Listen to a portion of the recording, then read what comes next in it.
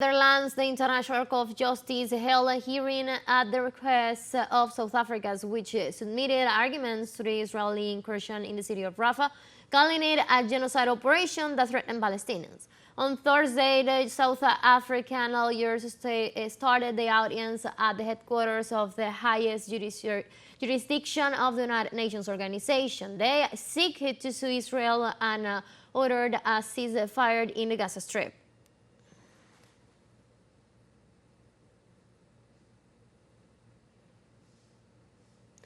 The International Court of Justice heard arguments from South Africa denouncing Israel and implementing a new and horrendous phase of genocide against the Palestinian people in the Gaza Strip. The African country considers that the genocidal operation threatens the survival of the Palestinians and demands the immediate cessation of the Israeli incursion into the Gazan city of Rafah. Is yet again compelled to return to this court in recognition of its obligation under the Genocide Convention due to the continuing annihilation of the Palestinian people, with over 35,000 now killed and most of Gaza reduced to rubble. Despite the short notice of this oral hearing, South Africa has traveled here today to do what it can to urgently stop the ongoing genocide. The gravity of the attacks requiring urgent and speedy proceedings to preserve the rights of the Palestinian people, a commitment which South Africa takes seriously. Lawyer Vusumo Simandosela questioned that the South Africa expected, the last time it appeared before this court, that this genocidal process would be stopped. Its attacks on Palestinians in Gaza, and in so doing is willfully breaching the binding orders of this court.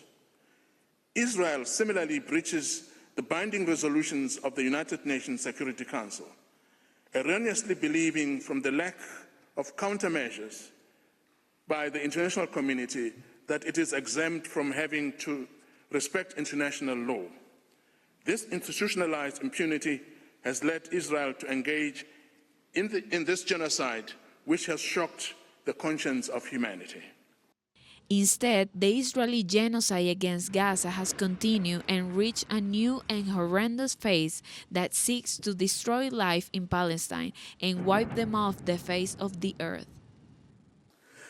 The genocidal acts described in South Africa's application were foreseen and foreseeable from the onset.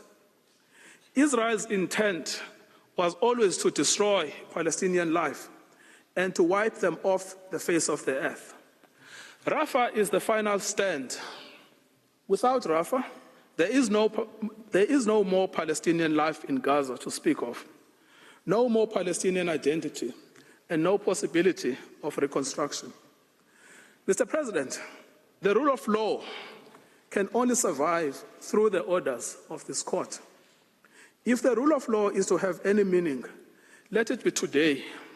And with this case, it is no longer enough to order unhindered access to humanitarian aid when it is in fact the military operation in Gaza that is preventing it. It is no longer enough to encourage compliance with the peremptory precepts of the Genocide Convention when Israel's deliberate contempt for the international rule of law has been so plain and so public. In the activity that takes place this Thursday, the South African representation requests provisional measures to protect the Palestinian population from further serious and irreparable violation of their rights.